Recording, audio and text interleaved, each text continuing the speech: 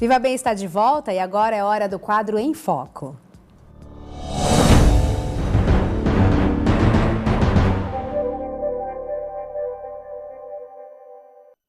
E aqui ao meu lado, Joaquim Lacerda, nosso companheiro da TV MCA, sempre com muita inteligência, tratando dos assuntos, e eu fiz o convite para ele aceitou para comentar a principal notícia da semana. Tudo bem, Lacerda? Tudo bem, Paloma, obrigado pelo convite, mais uma vez, estar aqui com você. Eu que agradeço mais uma vez a sua disponibilidade. Lacerda, na quarta-feira aconteceu o ataque químico, com armas químicas na Síria. E aí começaram a postar inúmeros vídeos na internet, que bombou durante toda a semana em todos os jornais do Brasil e do mundo. E fica uma grande dúvida nessa questão. Foi o governo? Não foi? Foi a oposição? Não foi? Ainda não se tem nenhuma resposta para tudo isso, mas as cenas são aterrorizantes. Milhares de pessoas já morreram, mais de 1.300 pessoas, se eu não me engano. Na maioria mulheres e crianças. Cenas bem chocantes.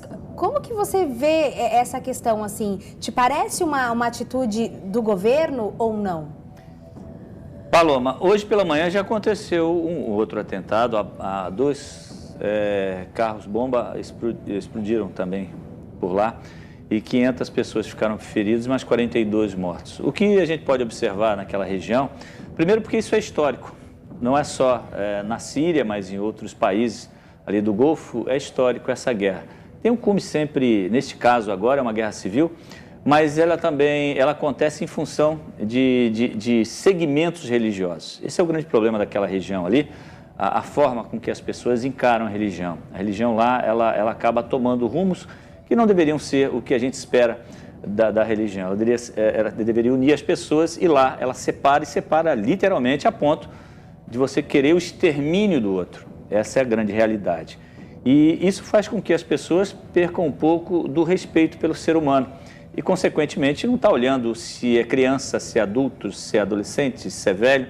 Ali o que vale é exterminar aquele que é oposição. Tivemos exemplos na Europa também no passado, agora começou a acontecer, que é o caso da Irlanda, onde a gente percebe a guerra entre protestantes e os católicos. Isso foi histórico também. A exemplo do que acontece no Oriente Médio. Nesse caso específico, eu vou dizer para você que o interesse, quem jogou a bomba nesse caso ali, na minha opinião, é o que menos importa. O que importa ali é o que está por trás de tudo isso. Tu veja que hoje mais de 1 milhão de crianças já são refugiadas da Síria e 2 milhões de pessoas também já se refugiaram.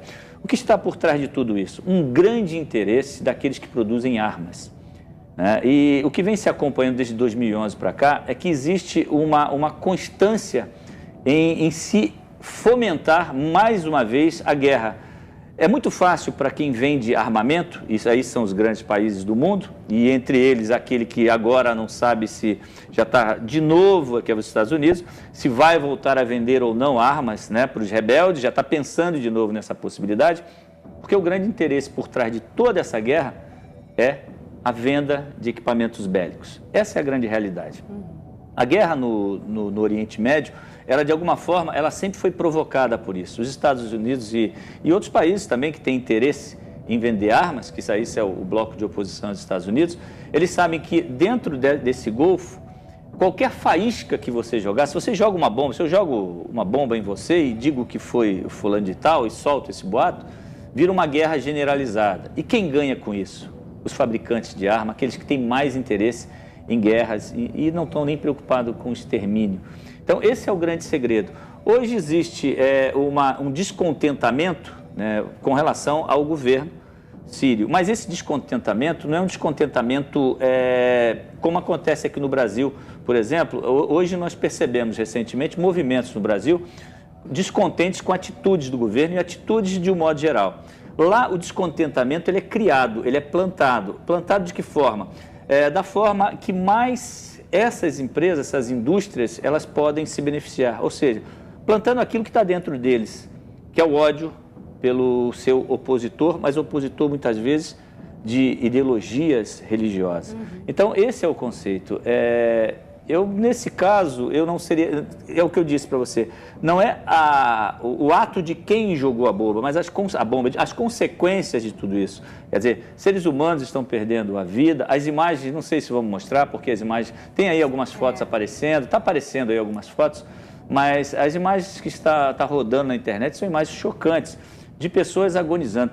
A arma química, eu acho, olha, eu acho de uma falta de humanidade, né? Muito grande, você jogar olha, não tem nem explicação um negócio desse. Eu acho que o ser humano, ele passou do limite da tolerância, ele extrapola limites quando ele se preocupa muito mais em criar armamentos do que se preocupar com assuntos mais importantes. Por exemplo, naquele continente, nós temos pessoas que comem barro, tem pessoas que não têm o que comer, pessoas que não se alimentam. E, no entanto, né, tem pessoas se matando por questões religiosas. Devíamos ouvir o que o Papa teve aqui e falou, né? Eu acho que as religiões deveriam pensar nisso. Nós devemos nos preocupar um pouco mais se todas as religiões se preocupassem em resolver o problema maior do planeta, que são pessoas passando fome em condições de misérias, nós teríamos talvez um planeta muito melhor. Mas, infelizmente, né, ainda há grupos que trabalham a maldade, e a maldade dá lucro, né? A guerra hoje é lucrativa para países que estão em crise, hoje, por exemplo, os Estados Unidos, né? Exatamente. Aí você tocou num ponto super importante de falar que esses países, né, grandes nações que fomentam isso e que acabam dando essa possibilidade do armamento, assim como o governo sírio admitiu que tem um grande estoque de armas químicas, mas que jamais utilizaria contra o próprio país. Aí agora esses países que ofereceram isso estão falando que se realmente for verdade que o governo sírio tomou essa atitude, então eles vão tomar uma medida drástica contra o governo sírio. Mas por que não tomou antes, então, ao invés de oferecer? Por que vendeu, exatamente? Porque tinha interesse. Pois é, aí espera chegar nesse ponto, essa guerra civil há 2 anos acontecendo, agora chegou no ápice, então, matando tantas crianças, como você falou, imagens horrendas que a gente acompanhou. E aí agora, depois de tantas mortes, é que vão tomar alguma atitude? Se é que realmente vão? Ou é mais a coisa midiática de, não, vamos falar que sim, igual a França declarou, que vai tomar medidas drásticas contra o governo sírio? Mas até que ponto realmente vai fazer alguma coisa para mudar essa ideia, né, de não vender mais, então, esse armamento? Você já reparou que, periodicamente, a gente se depara com uma guerra localizada? Nós saímos do contexto de guerra mundial, já passamos por isso. Mas a gente tem guerras localizadas. Nunca se deixou de ter guerra no mundo. Você já reparou isso? Ou é aqui, ou é num país aqui, desse lado, ou é lá no Oriente, ou é no Ocidente. Enfim, sempre tem uma situação de guerra. Ou seja, isso fica evidente aquilo que a gente está conversando, que existem pessoas interessadas em fomentar isso. Agora, quando você analisa isso dessa forma, você percebe que isso nunca vai acabar, né? A guerra nunca vai acabar. Ela é necessária. E você sabe por que ela não vai acabar? Não é porque cada vez mais se fabricam, não. E por que elas são, periodicamente, a gente vê guerras acontecendo? As armas têm prazo de validade. Então, por ter prazo de validade, como qualquer produto, o que uma pessoa tem num supermercado? Vamos trazer um exemplo mais prático para a gente entender. No supermercado, quando você chega vendo uma promoção, que o preço está lá embaixo, o que está acontecendo? É que aquele produto, o prazo dele de vida está se diminuindo. No caso das armas químicas, no caso das armas bélicas de um modo geral, elas também têm prazo, as bombas, elas têm prazo de validade. E por ter esse prazo, e elas vão se modernizando, qual é a necessidade da indústria que fabrica isso? Jogar isso para fora o mais rápido possível. Claro. E jogar para fora e deixar o cara estocado ela lá, ele não vai comprar de novo. Então você tem que estimular o seu comprador a usar o seu produto, certo? Sim. E a forma de você estimular um comprador de bomba química a usar o produto é criando um fator que possa fazer ele usar o seu produto. Ou seja, você cria uma guerra em que envolva o seu principal comprador do produto. Esse é o segredo. Na realidade, a guerra no Oriente Médio é uma guerra que vai ter uma eternidade. Enquanto a gente tiver planeta aqui, enquanto estiver vida no planeta, nós vamos ver situações como essa acontecendo. Quando não for uma guerra desse tipo, para tirar alguém, alguém querendo depor o outro, é uma guerra religiosa ou é uma guerra por petróleo, enfim, sempre vai se criar um fator novo para quê? Para que a indústria bélica do planeta, as mais fortes principalmente, ganhe dinheiro. E fora os atravessadores que tem nesse meio aí, que são aqueles senhores da guerra, inclusive tem um filme a respeito disso, né?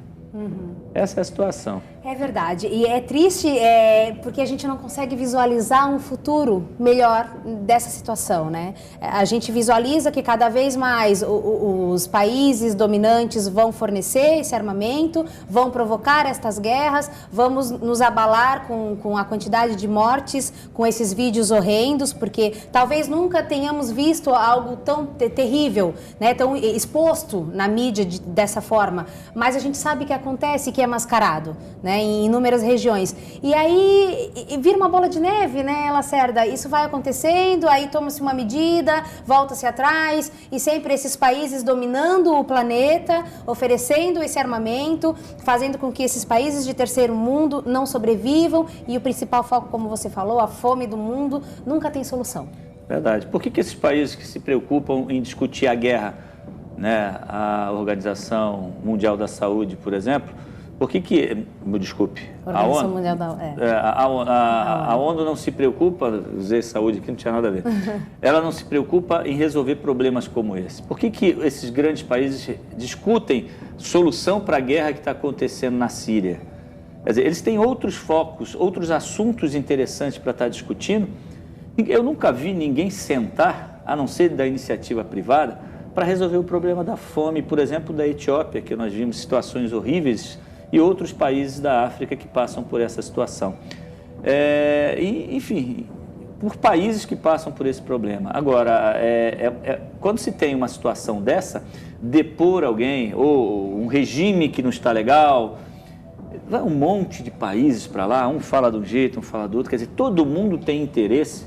O interesse sempre vai ser político, financeiro, nunca social. Ninguém pensa, quando você invade um país do outro, quando você invade, que eu digo, não é invadir para a guerra, quando você invade a privacidade de um outro país, você nunca pensa no social, você pensa no que você poderia perder. Eu estou falando em termos de nação, né?